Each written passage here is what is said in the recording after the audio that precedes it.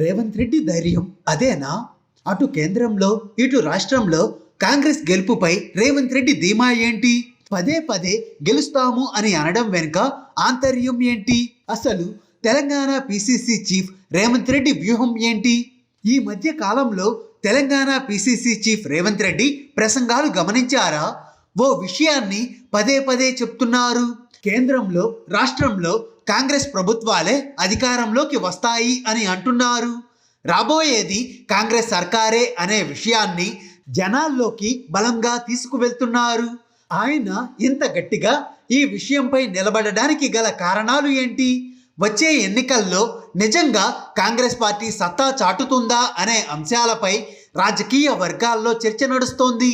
నాయకత్వ లోపంతో కాంగ్రెస్ పార్టీ 2 సార్లు అధికారానికి దూరమయ్యింది అనేది విశ్లేషకుల వాదన.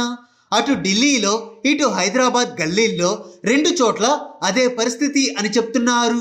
అయితే తెలంగాణ పిసిసి చీఫ్గా రేవంత్ రెడ్డి వచ్చాక పరిస్థితుల్లో కాస్త మార్పు వచ్చింది అని, కేడర్లో ఉత్సాహం పెరిగింది అని అంటున్నారు. నాయకుల్లో లేని సమన్వయ లోపాన్ని తగ్గించుకుంటే వచ్చే ఎన్నికల్లో మంచి ఫలితాలు చూడవచ్చు అని అంచనా వేస్తున్నారు. ప్రస్తుతానికి సోనియా గాంధీ చేతుల్లోనే పార్టీ పగ్గాలు ఉన్నా రాహుల్ గాంధీకి పార్టీ పగ్గాలు అప్పగించాలి అని చాలామంది నాయకులు వాదిస్తున్నారు. అయితే ఆయన రాజులా కాకుండా సైనికుడిలాగే పోరాడతాను అని అధ్యక్ష పదవి వైపు కన్నెత్తి చూడడం లేదు. ఇలాంటి స్థితిలో అటు కేంద్రంలో ఇటు రాష్ట్రంలో అధికారంలోకి వస్తాము అని రేవంత్ రెడ్డి చెప్తుండడం చూసి విశ్లేషకులు సైతం ఆశ్చర్యం వ్యక్తం చేస్తున్నారు. కాస్త గట్టిగా కష్టపడితే రాష్ట్రంలో అధికార పీఠాన్ని దక్కించుకోవచ్చని, కేంద్రంలో పరిస్థితులు భిన్నంగా ఉన్నాయి అని చెప్తున్నారు. అయితే రేవంత్ రెడ్డి పదే పదే తామే గెలుస్తాము అని చెప్పడం చూస్తుంటే ఏం జరిగినా ఆశ్చర్యం లేదని కూడా విశ్లేషకులు అంటున్నారు. ఎందుకంటే కేంద్రంలో ఉన్న బీజేపీ, రాష్ట్రంలో ఉన్న టీఆర్ఎస్ వరుసగా 2 సార్లు అధికారాన్ని చేపట్టాయి. 2 ప్రభుత్వాల పాలనపై ప్రజలలో తీవ్ర వ్యతిరేకత ఉంది అని రేవంత్ రెడ్డి భావిస్తున్నారు.